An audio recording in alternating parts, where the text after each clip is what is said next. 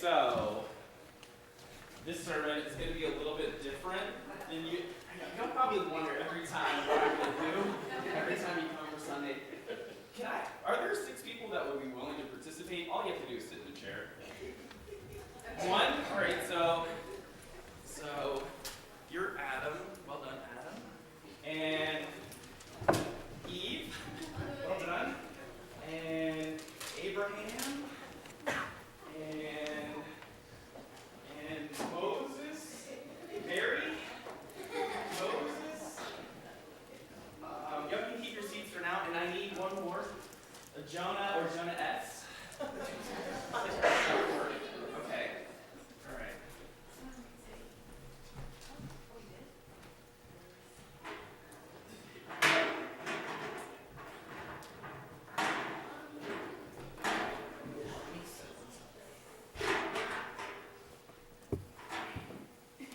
So today, we get to hear about Mary. And this day is very much about Mary. Let me grab 2 more chairs.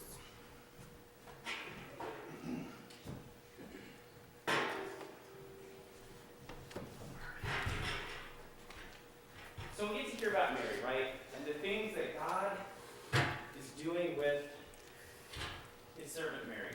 I'm out of breath. I shouldn't run. And the thing is, Mary is not the first or the last person that God has asked to help God bring about God's plan into the world. To help bring about God's dream in the world, right? And so, first off, I want to start in the beginning, right? So from the very get-go. And can I invite Adam and Eve, therefore, to kind of come and have a seat?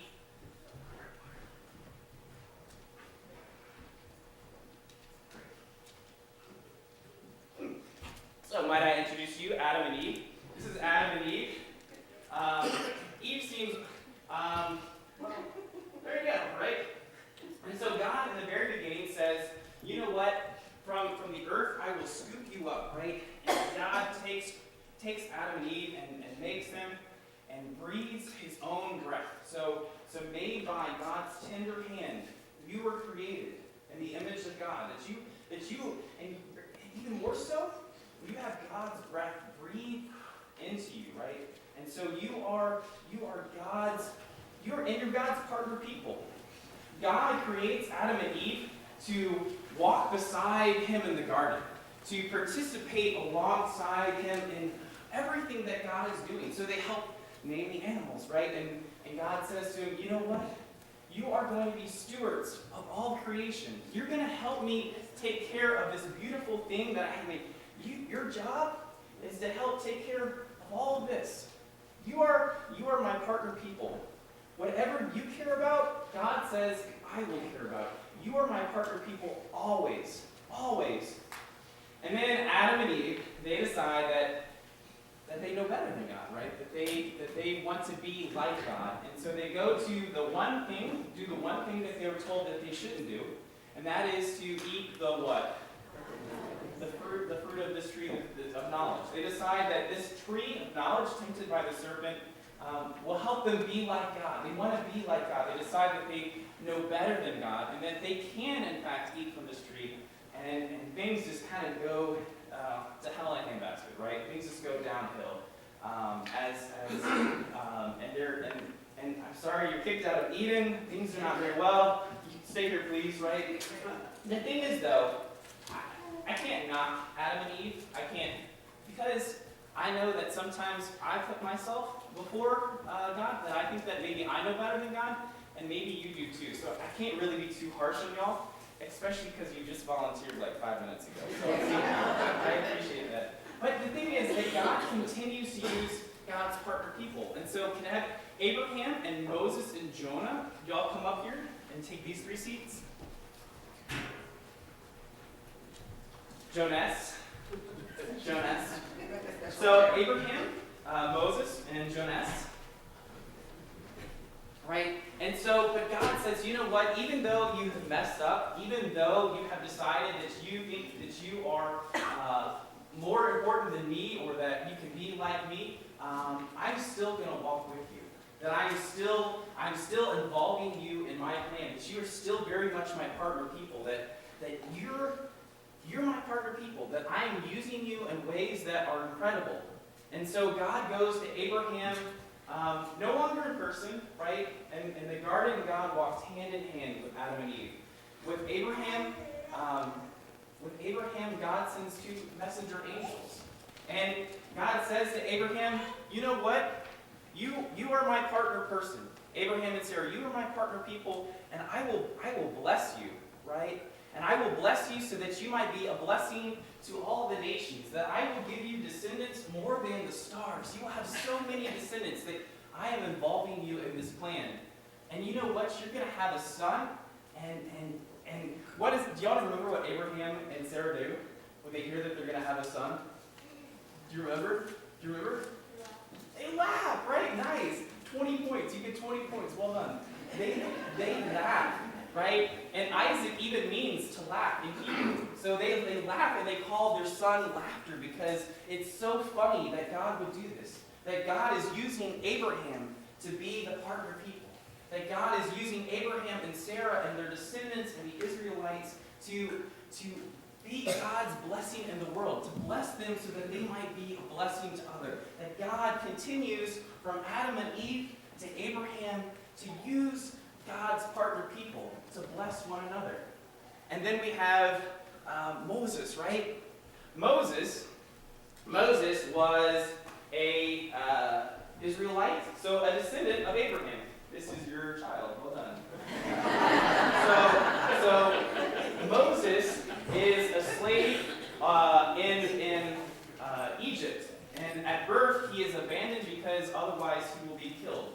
And so the princess finds him, takes care of him. You grow up in a very nice royal household, but you decide that you can no longer tolerate what the Egyptians are doing to your people, the descendants of Abraham. You can't take it anymore, and so you kill by accident an Egyptian guard, and then you run for your life. And God again decides that God is using God's partner people. That God comes to Moses in the form, not in person, as God used to do in walking in the garden, bless you, but in the burning bush, right? And so God talks to Moses and says, you know what? I need you.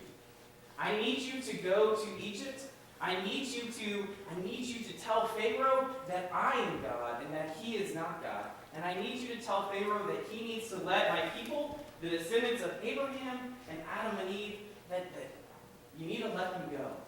And so Moses goes, right? That God continually uses us as God's people. That we are the partner people that are time and time again used to carry out God's dream for the world. And so Moses goes and frees the Israelites, and they get to leave Egypt. They pass through the Red Sea, and they go into the wilderness so that God can gift them a land, right? So God is using God's people. And then we have Jonah S., right? Jonah S. was a prophet. And she right, this will be fun, because I have to switch everything in my head. And she is called by God to go and share the good news of who God is, right? So God comes to her and an angel and says, you know, I need you to go to the Ninevites. I need you to go to the people that maybe aren't descendants of Abraham and freed by Moses, but are still creations of my hand, right? That they're still creations of my hand. I need you to go to these people, and I need you to tell them to turn from their wickedness. They're not living quite right. I need you to go. I need you to participate in my plan. I need you. And what does Jonas say? What does Jonas say? She says, forget it. I'm going the other way. I'm getting out of here. This is not for me. And so she runs, right? And God says, I really need you. I really need you. And so the story of the wind and the waves and the boat and the whale and the fish, excuse me. the fish, right? And so, and using the fish to to spit her back on the shore so she can go and tell the Ninevites to change their ways. And so God says, I need you. And so because of Jonas, the Ninevites changed their ways. They learned what it's like to be a part of God's people, created by God's hand, right? And Abraham. And so God has consistently used people throughout history that God has asked us to participate in God's plan. Mary, would you be willing to come up? And then Mary, right?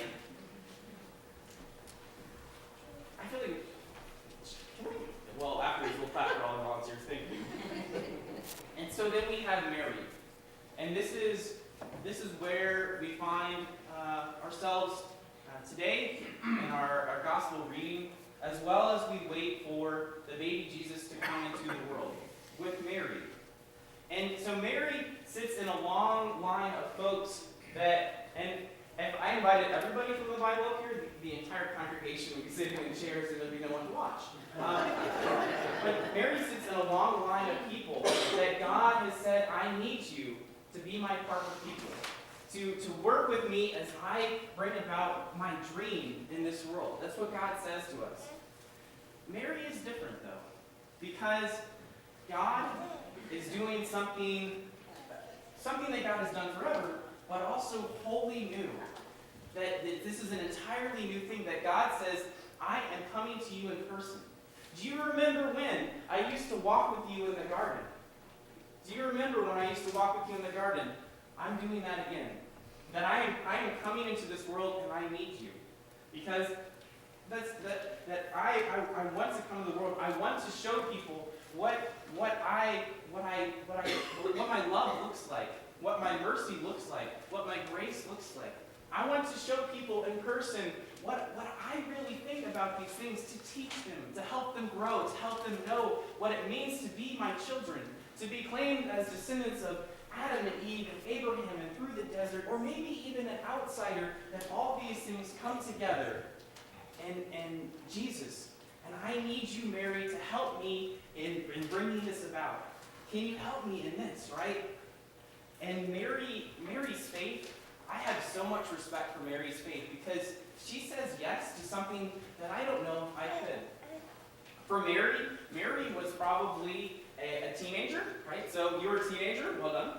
And she was unmarried, right? She didn't have a husband. She was engaged, which meant that if she got pregnant as an unmarried, engaged woman, that best case scenario, she is quietly divorced, kind of dismissed in shame, and worst case scenario, she's stoned to death. She's put to death, right? And so Mary says yes, though. Mary says, you know what? That I trust in this, right? I will be a part of your plan.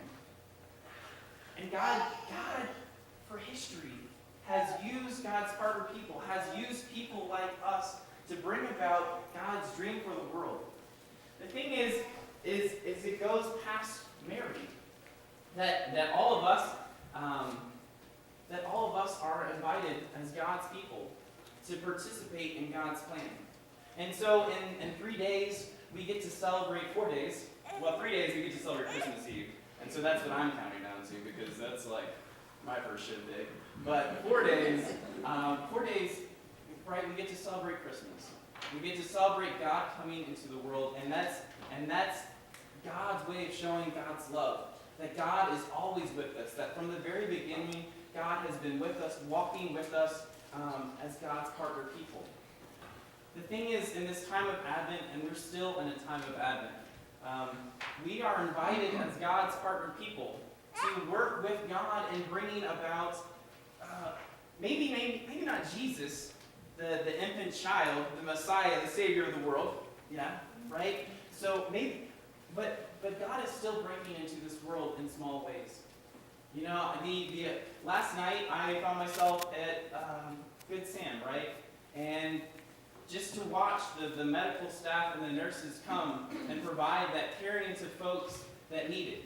That God is breaking through the world in our own hands, bringing that healing that we can give. That God uses us as instruments to bring about God busting through this world.